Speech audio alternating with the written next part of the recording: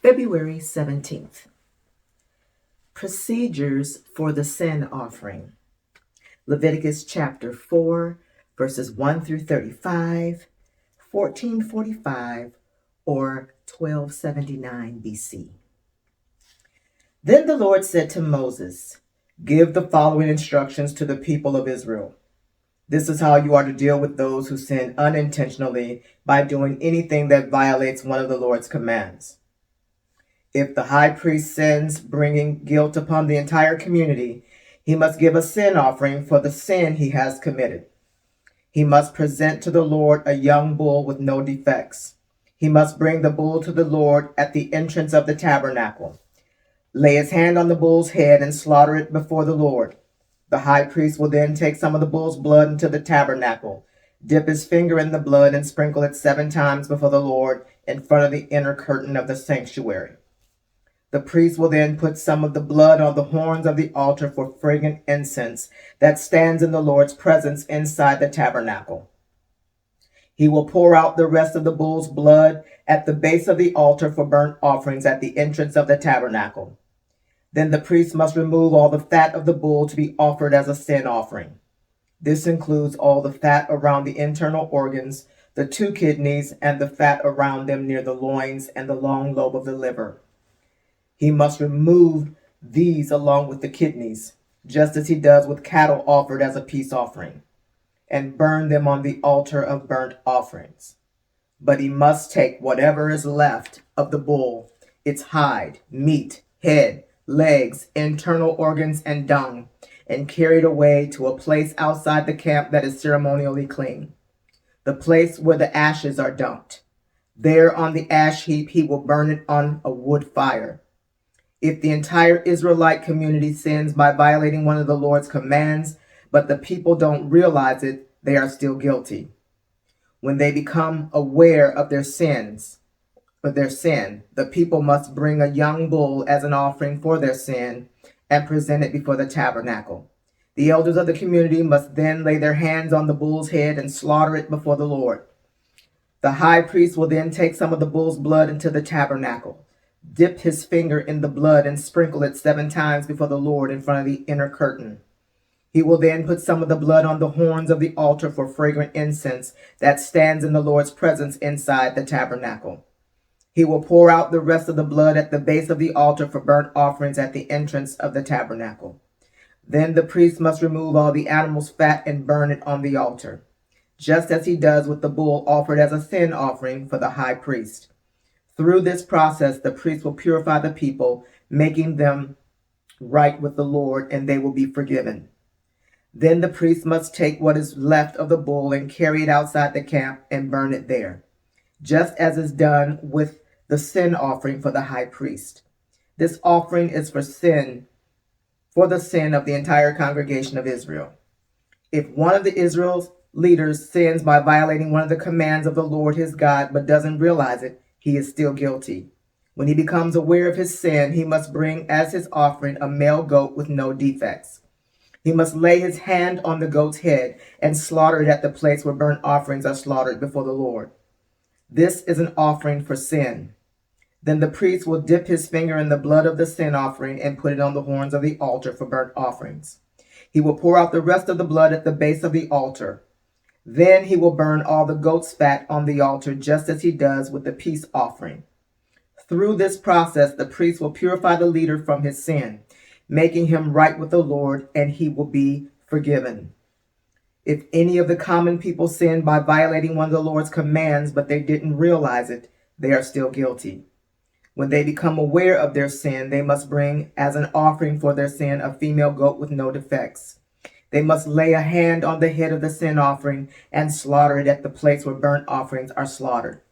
Then the priest will dip his finger in the blood and put it on the horns of the altar for burnt offerings. He will pour out the rest of the blood at the base of the altar. Then he must remove all the goat's fat, just as he does with the fat of the peace offering. He will burn the fat on the altar, and it will be a pleasing aroma to the Lord. Through this process, the priest will purify the people, making them right with the Lord, and they will be forgiven. If the people bring a sheep as their sin offering, It must be a male with no defects. They must lay a hand on the head of the sin offering and slaughter it in the place where burnt offerings are slaughtered. Then the priest will dip his finger in the blood of the sin offering and put it on the horns of the altar for burnt offerings. He will pour out the rest of the blood at the base of the altar. Then he must remove all the sheep's fat, just as he does with the fat of a sheep presented as a peace offering. He will burn the fat on the altar on top of the special gifts presented to the Lord. Through this process, the priest will purify the people from their sin, making them right with the Lord, and they will be forgiven. Sins requiring a sin offering.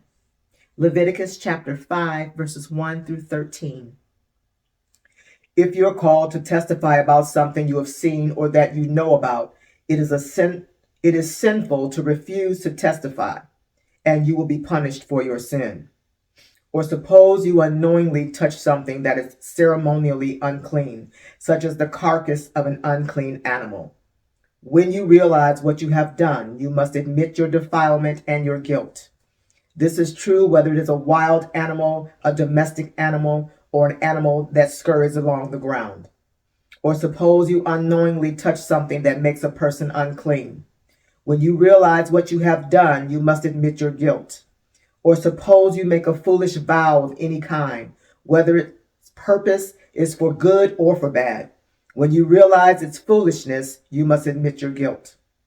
When you become aware of your guilt in any of these ways, you must confess your sin. Then you must bring to the Lord as the penalty for your sin a female from the flock, either a sheep or a goat. This is a sin offering with which the priest will purify you from your sin, making you right with the Lord. But if you cannot afford to bring a sheep, and you may bring the Lord 2 turtle doves or 2 young pigeons as the penalty for your sin. One of the birds will be for a sin offering and the other for a burnt offering.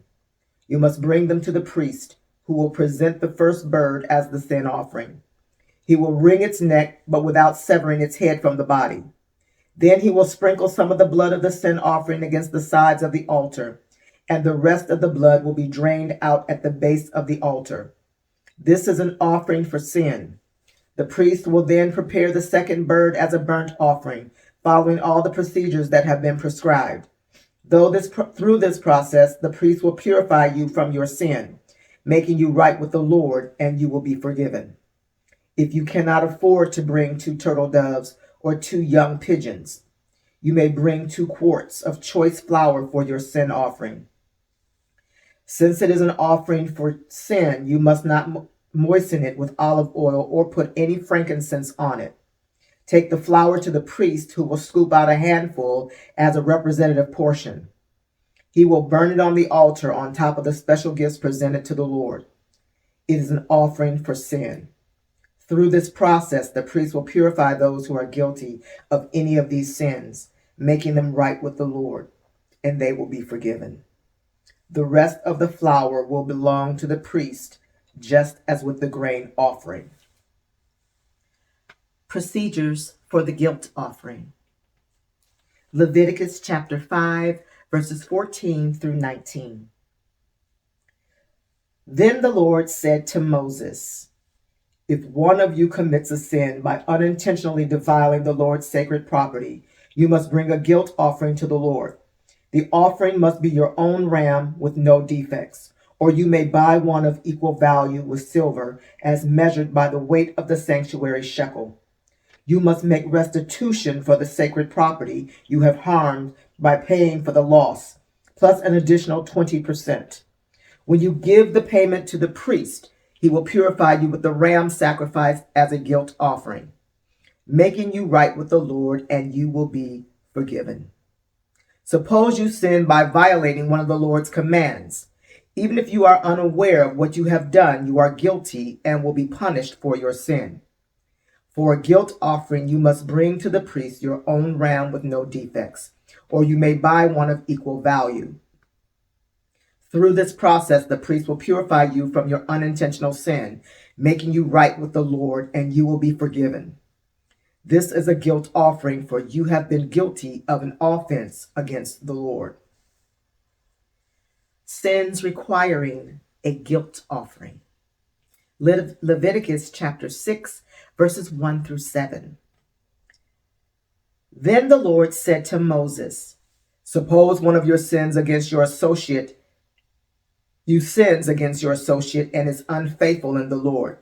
Suppose you cheat in a deal involving a security deposit, or you steal or commit fraud, or you find lost property and lie about it, or you lie while swearing to tell the truth, or you commit any other such sin.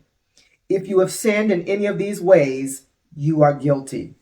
You must give back whatever you stole, or the money you took by extortion, or the security deposit, or the lost property you found, or anything obtained by swearing falsely. You must make restitution by paying the full price plus an additional 20% for the person you have harmed. On the same day, you must present a guilt offering. As a guilt offering to the Lord, you must bring to the priest your own ram with no defects, or you may buy one of equal value. Through this process, the priest will purify you before the Lord, making you right with him, and you will be forgiven for any of these sins you have committed. Further instructions for the burnt offering. Leviticus chapter 6, verses 8 through 13. Then the Lord said to Moses, give Aaron and his sons the following instructions regarding the burnt offering. The burnt offering must be left on top of the altar until the next morning, and the fire on the altar must be kept burning all night. In the morning, after the priest on duty has put on his official linen clothing and linen undergarments, he must clean out the ashes of the burnt offering and put them beside the altar. Then he must take off the garments, change back into his regular clothes, and carry the ashes outside the camp to a place that is ceremonially clean. Meanwhile, the fire on the altar must be kept burning. It must never go out. Each morning, the priest will add fresh wood to the fire and arrange the burnt offering on it. He will then burn the fat of the peace offerings on it. Remember, the fire must be kept burning on the altar at all times. It must never go out. Further instructions for the grain offering. Leviticus chapter 6, verses 14 through 18. These are the instructions regarding the grain offering. Aaron's sons must present this offering to the Lord in front of the altar. The priest on duty will take from the grain offering a handful of the choice flour moistened with olive oil together with all the frankincense. He will burn this representative portion on the altar as a pleasing aroma to the Lord. Aaron and his sons may eat the rest of the flour, but it must be baked without yeast and eaten in a sacred place within the courtyard of the tabernacle.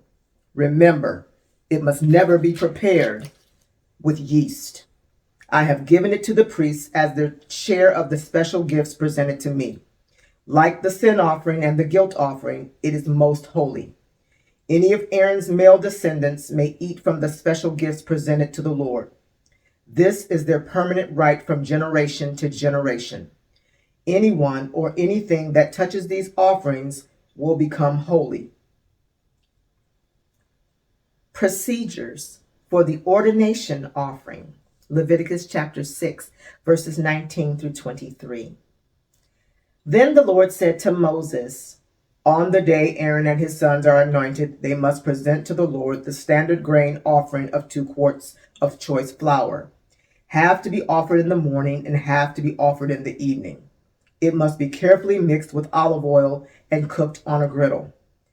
Then slice this grain offering and present it as a pleasing aroma to the Lord.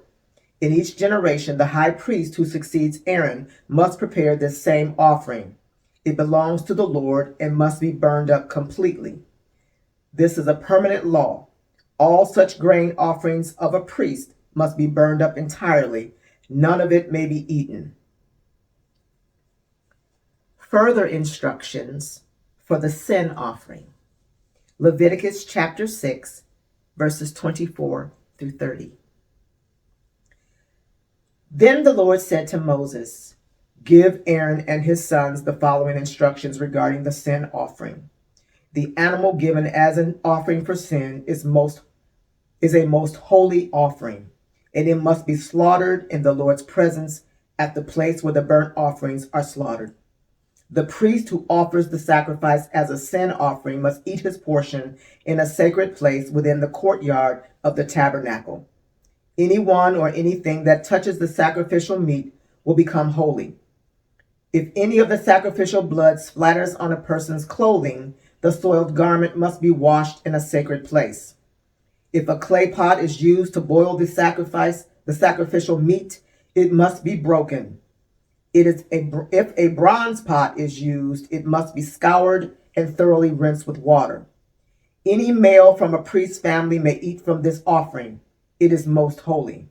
But the offering for sin may not be eaten if its blood was brought into the tabernacle as an offering for purification in the holy place.